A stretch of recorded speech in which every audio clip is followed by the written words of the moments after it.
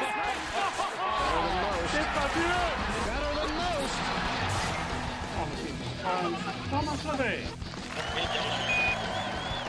Les Grecs. Journal du golf, le podcast sur l'équipe.fr.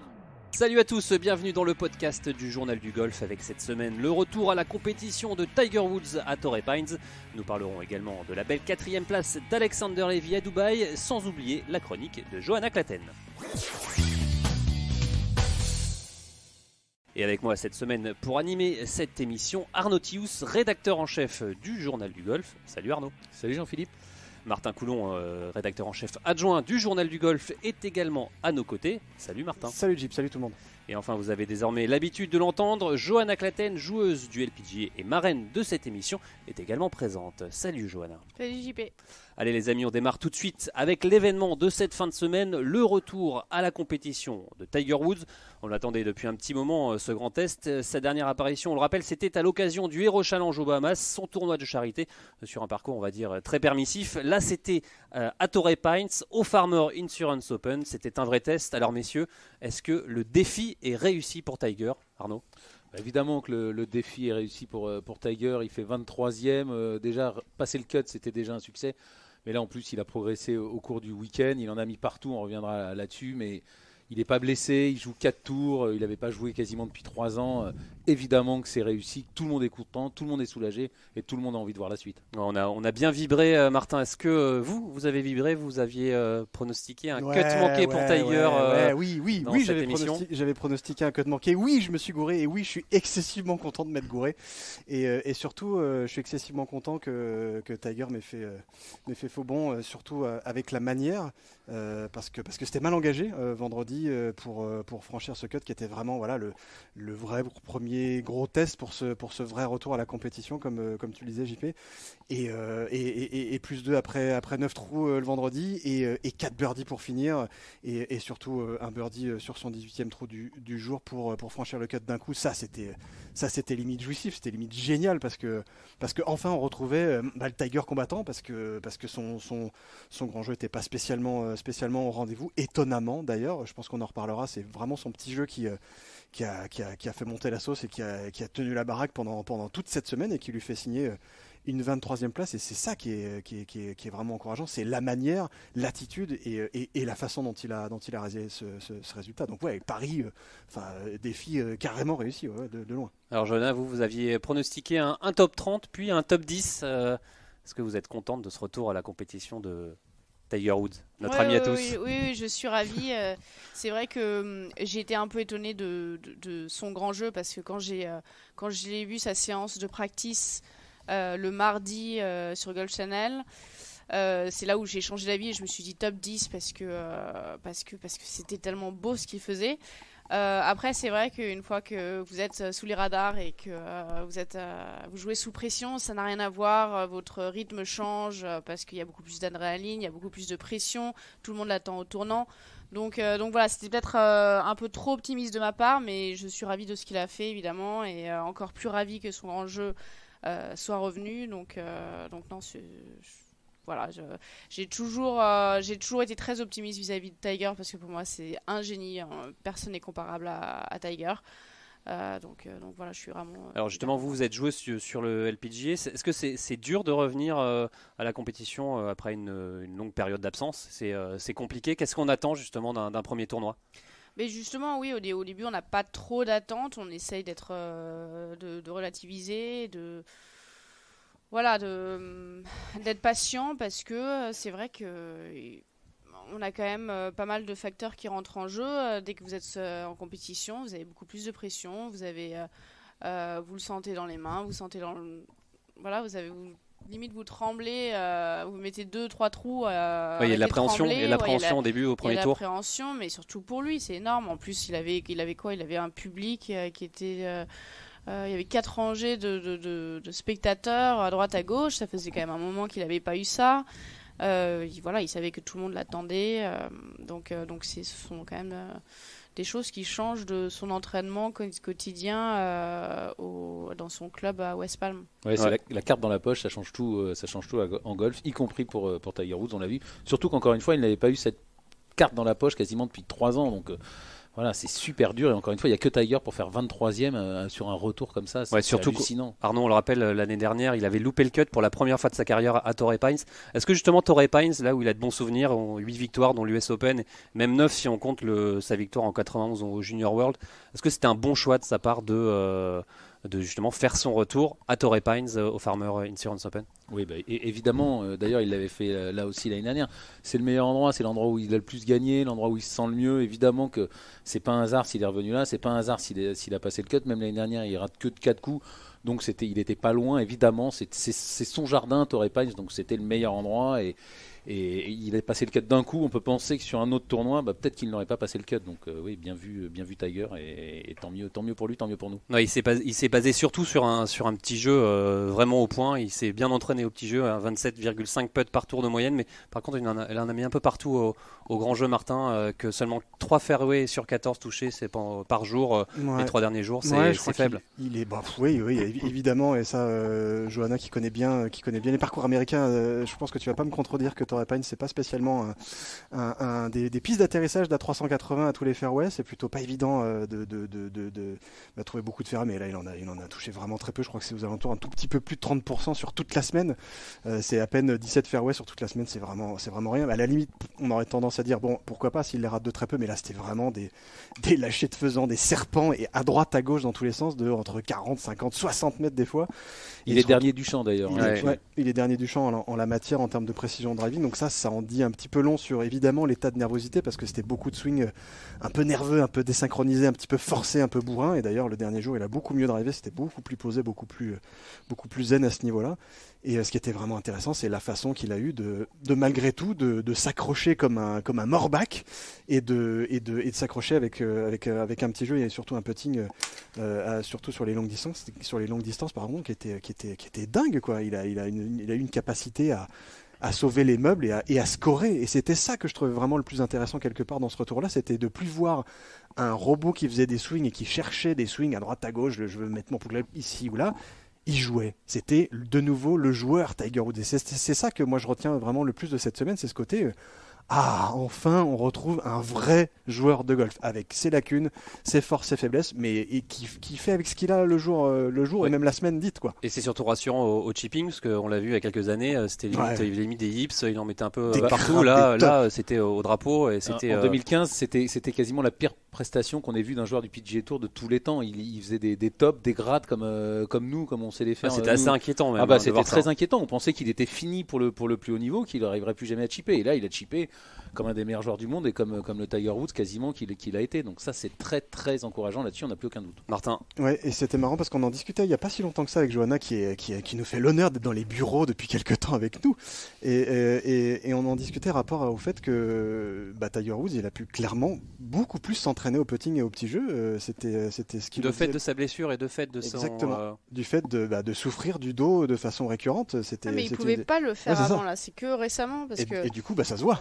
Avant, il disait que justement, le chipping et le putting, c'était la posture qui lui faisait le plus mal. Donc, on pensait que justement, il allait pouvoir bosser au moins le petit jeu pendant cette période.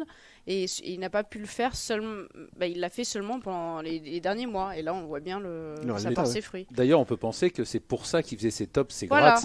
C'était la douleur. Il ne pouvait pas faire les mouvements qu'il voulait. Alors 23e pour ce Farmers Insurance Open, est-ce qu'on peut rêver au Masters et peut-être une potentielle victoire? Est-ce qu'il n'y a pas trop d'attente du public pour Tiger? Non, évidemment il y aura de l'attente, mais de toute façon c'est lui qui se met le plus d'attente. Il a toujours dit, c'est comme tous les champions, de toute façon la première attente c'est la sienne.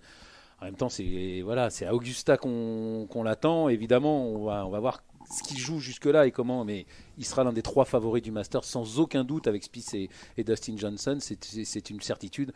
Ça reste le golf, ça reste le Masters, on verra bien, mais en tout cas au moins jusqu'au départ du premier jour on va y croire, et après on verra bien ce qui se passe, mais il faut quand même reconnaître que le driving c'est ce qu'il y a de moins important à Augusta, et donc comme c'est là où il a le plus pêché, on a hâte de voir tout ça. D'ailleurs on l'a vu à Torrey Pines, c'était quand même la folie au niveau des spectateurs, vous l'aviez dit Johanna, 3-4 rangées à chaque fois pour suivre Tiger. Est-ce que ça prouve encore une fois que le golf a besoin de Tiger Woods, qu'un tournoi avec Tiger Woods ça change tout?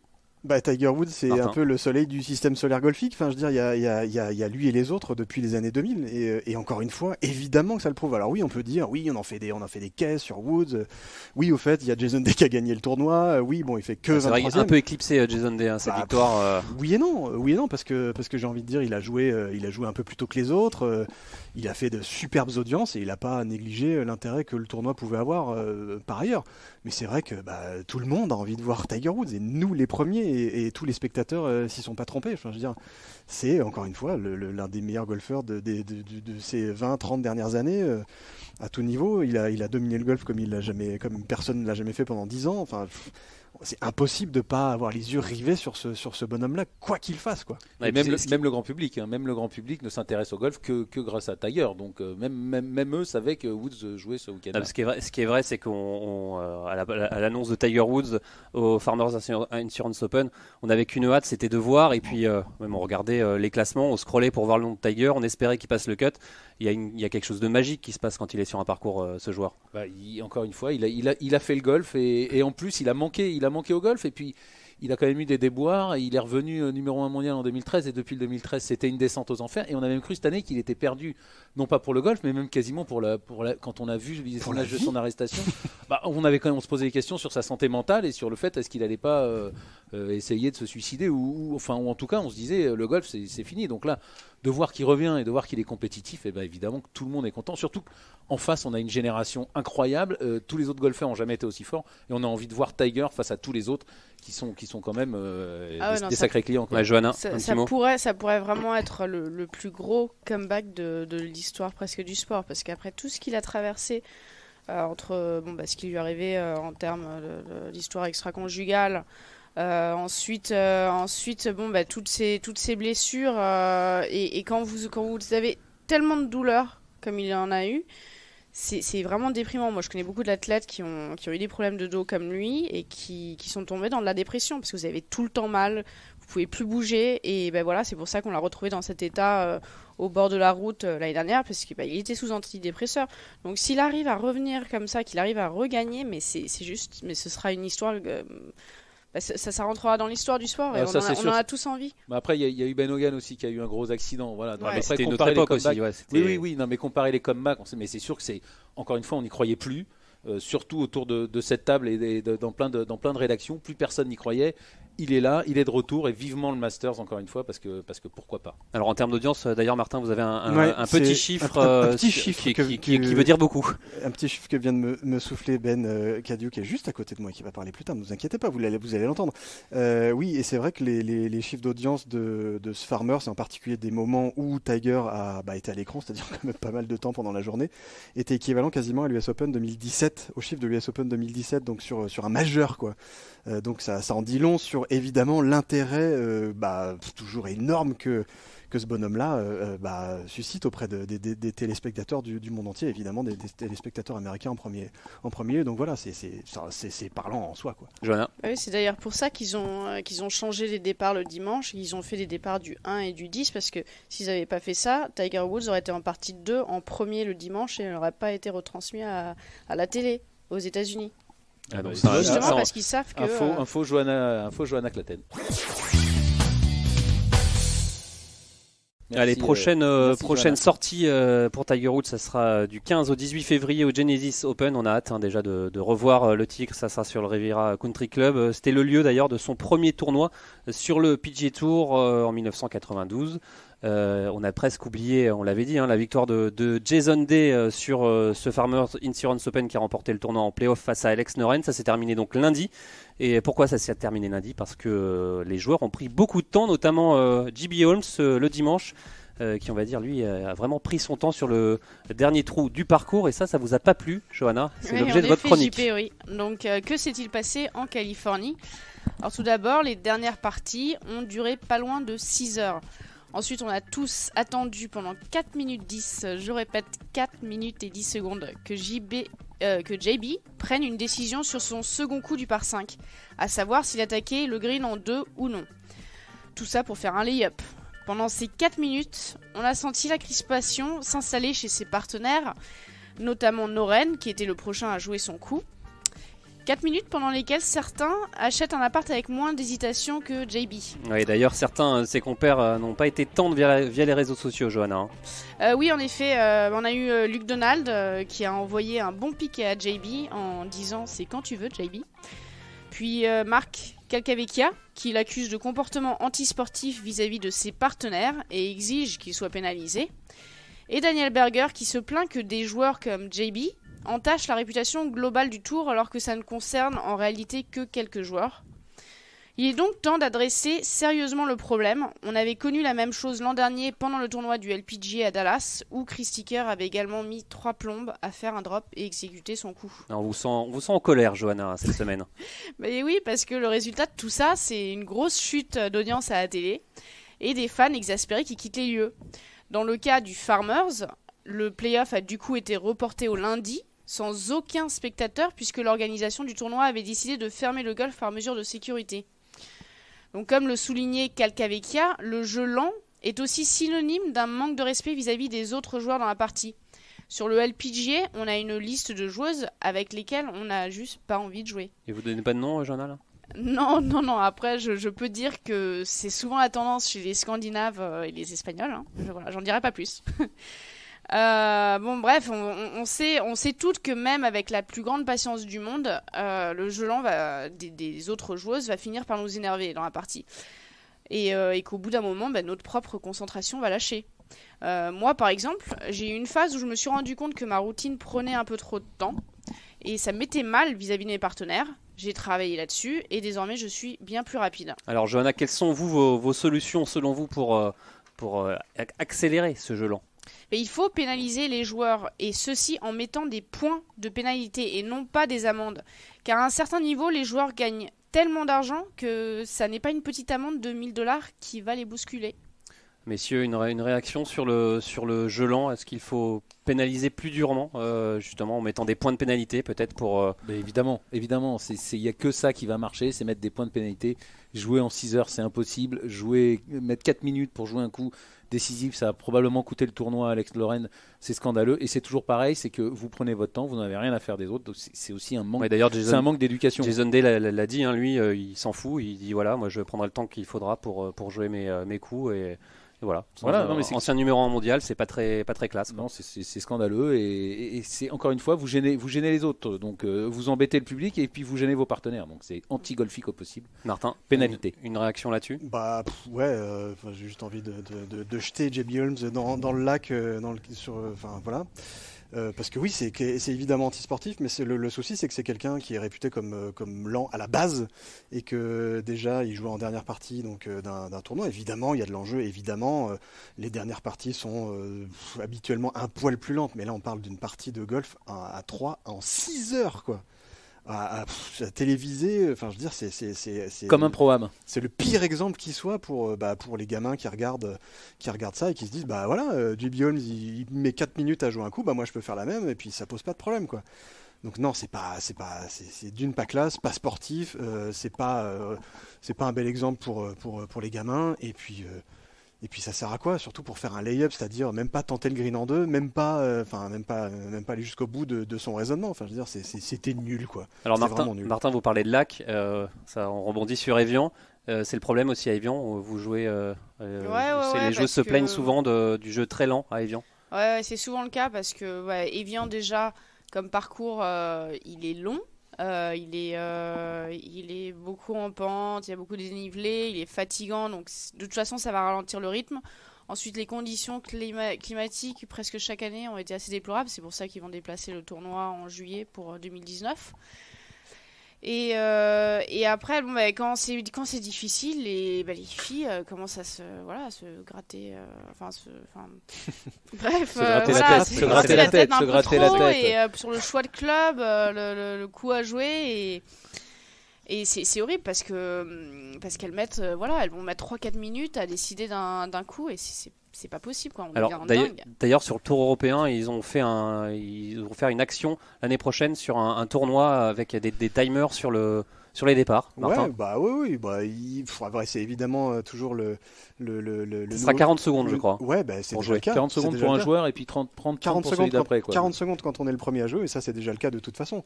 Mais je crois que c'est un Autriche, t'as raison Ben, et qui nous confie encore des petites notes. Voilà, c'est notre petite voix interne. Mais oui, le Tour européen est dans la bonne voie avec ces histoires de entre guillemets de bad time qui continuent, ce côté monitoring qui est l'idée, c'est de dire voilà, on vous surveille les gars, et à partir du moment où vous avez je sais plus comment ils appellent ça, mais un carton jaune, un avertissement, une sorte de carton jaune, voilà, d'une tu peux potentiellement te prendre des coups dans la tronche, et comme le disait Johanna dans sa chronique, c'est plus de l'argent qu'il faut leur mettre dans la tronche, c'est des coups, parce que des coups ça veut dire évidemment du classement en moins, enfin, en termes de classement pur, et puis au final c'est de l'argent, mais c'est aussi des points mondiaux, etc. Et donc ceux qui sont lents, on les connaît. Enfin, je veux dire que ce soit sur le Tour européen, le LPGA, le PGA Tour, on les connaît. Et ces joueurs-là, ils seront pénalisés. Le problème, c'est que on les pénalise pas plus que ça. JB Holmes, il met 4 minutes à jouer son coup au 18, mais il met 4 minutes ou il met peut-être 3 minutes à jouer son coup au 10 avant, quoi. Donc c'est peut-être un peu tard. On le rappelle au Masters, il y a quelques années, c'était le pauvre petit Chinois qui avait été timé et pénalisé parce qu'il jouait trop lentement, et c'était le seul. C'était le joueur amateur, c'était un peu injuste. Amateur, juste avant le cut, il avait passé le cut de justesse, mais voilà, c'est le seul qui est pris, et les pros, ils touchent pas. Enfin, JB Holmes, si on lui met 2 points là pour son plus jamais il recommence, et Jason Day pareil, tout Jason Day qu'il est, tout numéro 1 mondial qu'il a été, voilà, 2 points, et puis ils vont tous accélérer le jeu, tous accélérer leur routine.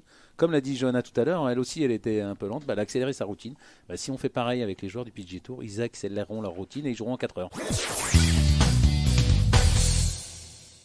Allez, direction maintenant le Tour européen où il y avait un tournoi évidemment. C'était à Dubaï et Alexander Levy continue de briller. 7ème à Abu Dhabi. Alex s'est offert une belle 4ème place. Le Varois a fait un super début de saison et se retrouve maintenant même 60e mondial. On va l'écouter, Alexander.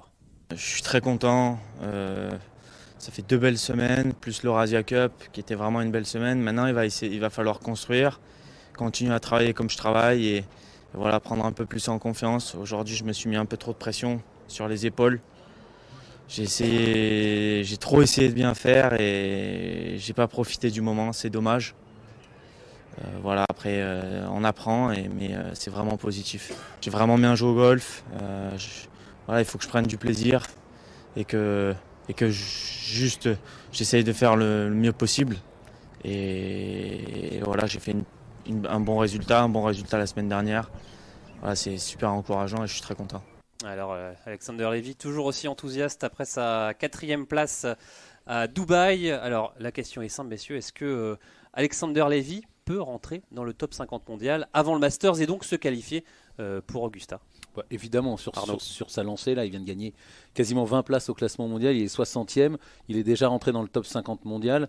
S'il continue sur sa forme, s'il fait encore 1 ou 2 top 10 d'ici le Masters, il sera dans le top 50, donc 2 top 5 et il y sera forcément. Et vu comment il joue, oui, il peut rentrer dans le top 50 mondial assez rapidement, c'est une certitude. En revanche, il faut qu'il continue à jouer comme ça et continue à faire les résultats qu'il fait. Et une victoire lui suffit largement, évidemment. Alors Benjamin Cadieux, on vous accueille dans ce podcast du journal du golf.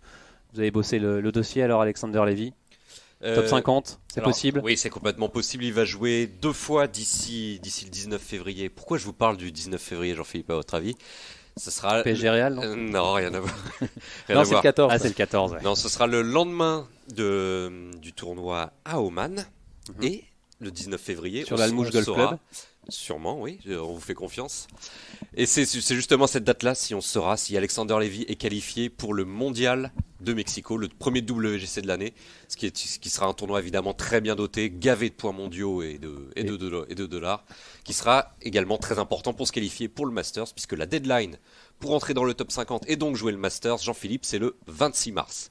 Donc 2 occasions à venir pour Alexander Levy pour se qualifier d'abord à Mexico et ensuite au Masters. D'abord la Malaisie ce week-end et ensuite Oman qui se conclut le 18 février. Ouais, parce que c'est ça aussi, c'est que s'il rate Mexico, s'il rate le mondial, il y a des joueurs qui vont aller à Mexico qui pourront lui passer devant. Il faut qu'il s'ouvre le plus de portes possible, voilà, Alexander. C'est ça aussi, c'est qu'il y en a d'autres qui sont déjà sûrs d'y être à Mexico et qui pourront peut-être lui passer devant. Donc c'est un peu ce qui s'était passé d'ailleurs il y il y a 3 ans quand il avait justement, été 49e mondial, ouais. il avait échoué aux portes parce qu'il n'avait pas réussi. Je Est-ce sais que plus si j'avais joué. Je crois qu'il avait joué Au Maroc. il avait joué au Maroc, il avait loupé le cut, Alexander. Ça Ouais, avait peut-être un peu plombé son Voilà, année. et les autres Oui, vont parce marquer qu'il les savait, points, il l'avait Voilà. dit, je savais Exactement. que j'étais aux portes du top 50 et qu'une dernière perf m'ouvrait toutes ces grandes portes et ça a mis un petit peu trop de pression. Là, c'était il y a quelques années. C'était il y a 2015. Voilà, exactement. entre-temps, Alexander Levy, on le sait, il s'est notamment adjoint 2 coachs de très haut niveau, Pete Cohen et Phil Kenyon au putting. Donc le process suit son cours. Mais là, vraiment, on est vraiment dans 15 jours, 3 semaines vraiment capitales pour la suite de la carrière d'Alexander Levy. Parce que s'il rentre à Mexico, ça peut être la porte ouverte ensuite pour le Masters. Alors, et on sait évidemment surtout qu'il y a la Ryder Cup en septembre. Justement, est-ce que Alexander, là on l'a vu à Dubaï, il l'a dit, c'est un peu crispé sur le dernier tour. Il n'a pas pris, comme il dit souvent, du plaisir et c'était un peu son erreur. Alexander d'avoir trop peut-être pensé au top 50, trop pensé à la victoire. C'est déjà ce qui s'était passé il y a 3 ans. C'est le petit bémol que mettait Benjamin. Pour l'instant, Alex Levy n'a pas prouvé qu'il pouvait faire partie du top 50, en tout cas s'y installer et faire des résultats quand ça compte, quand il y a la pression. Il y a toujours ce petit bémol et encore une fois, il a raté le dimanche, mais il a aussi, dès le jeudi, il est à -7 et il fait un double bogey sur l'avant-dernier trou. Et là aussi, on voit que normalement, quand on est à -7 le premier tour, ces joueurs-là, voilà, ils déroulent éventuellement un petit bogey, mais un double, ça prouve que voilà, il lui manque ce petit truc encore. Mais pourtant il s'est gagné parce qu'il a déjà gagné 4 fois. C'était les plus petits tournois, c'est ce que disait Benjamin sur les grosses épreuves. Et là, on voit encore, dès qu'il s'approche du top 50, dès qu'il sent qu'il peut passer ce cap, pour l'instant, il bloque. Mais pour l'instant, peut-être que cette semaine, ce sera oublié. Johanna, est-ce qu'il y a peut-être psychologiquement peut-être une faille ou un blocage?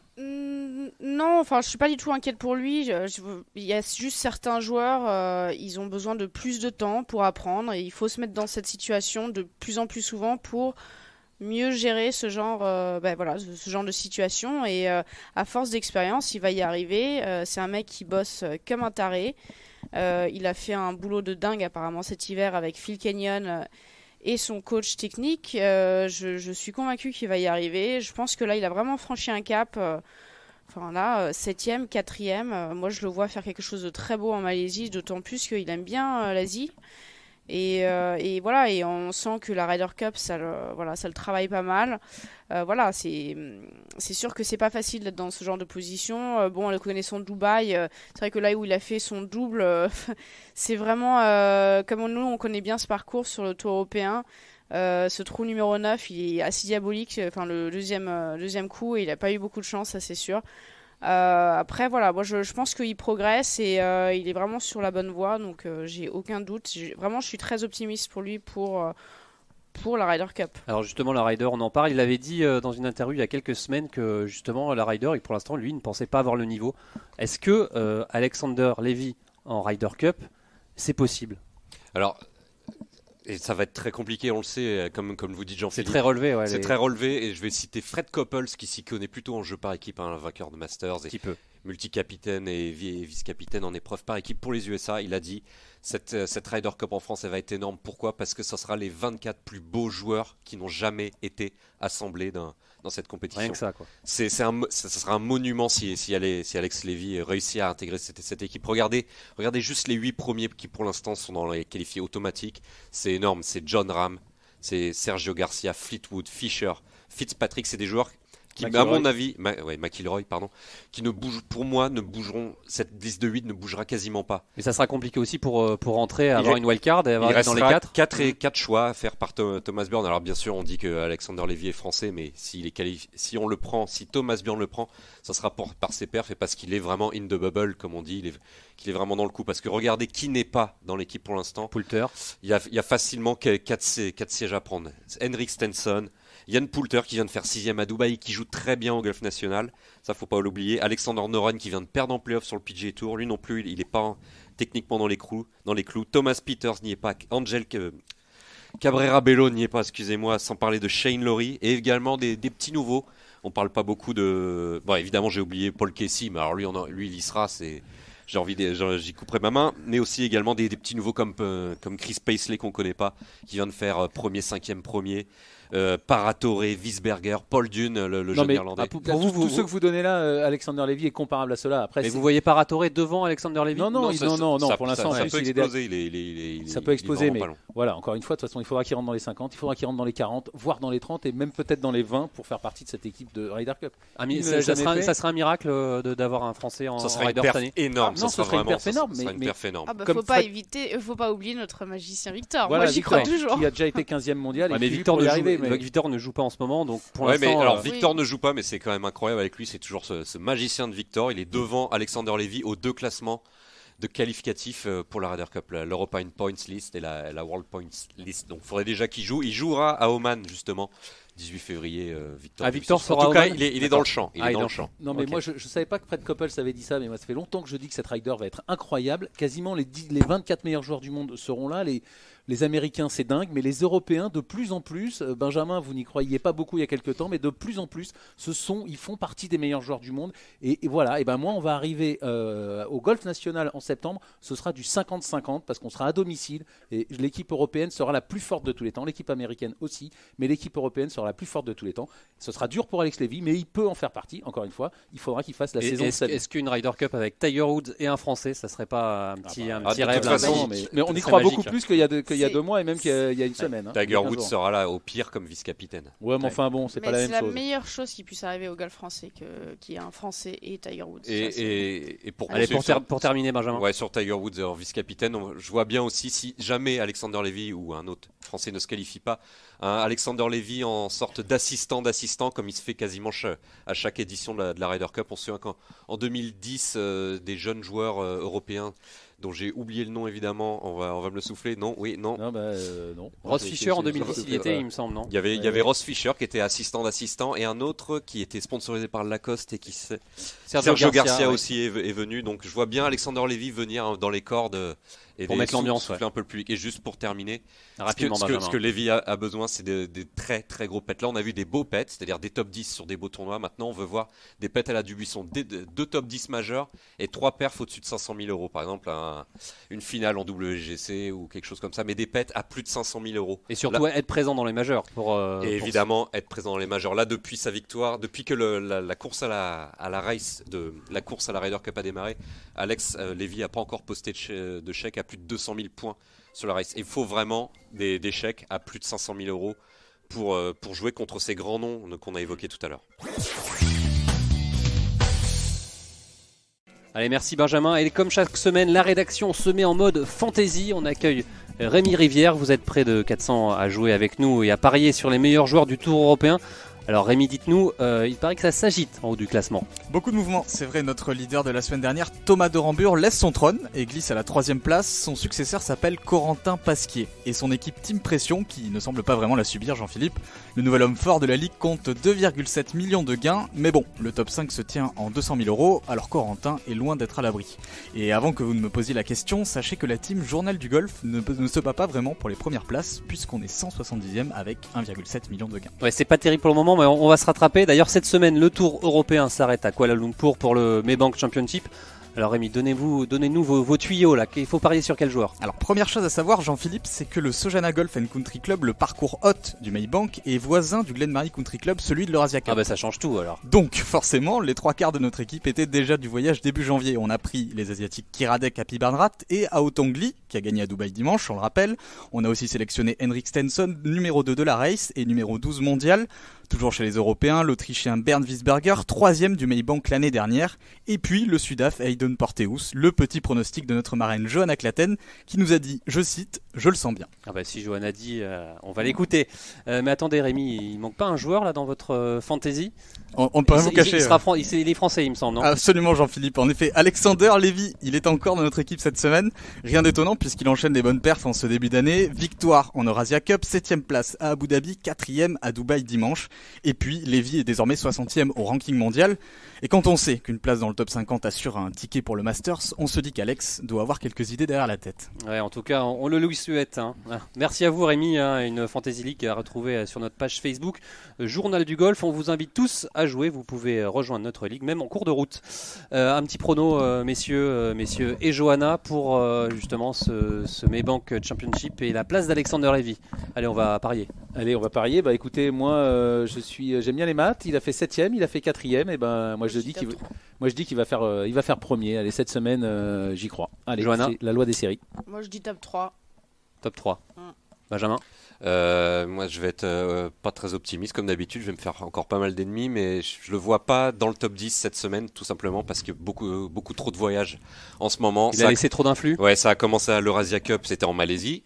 Il est revenu dans les Émirats jouer 2 tournois où il a laissé pas mal d'influx. On l'a vu au leaderboard 2 semaines de suite. Et là, il faut retourner en Malaisie dans des conditions climatiques très particulières. Ça va être compliqué. Donc, allez, 20e place pour Alex. Allez, moi je vais être plus optimiste que vous, Benjamin. Je vais dire top 5 pour Alexander Lévy.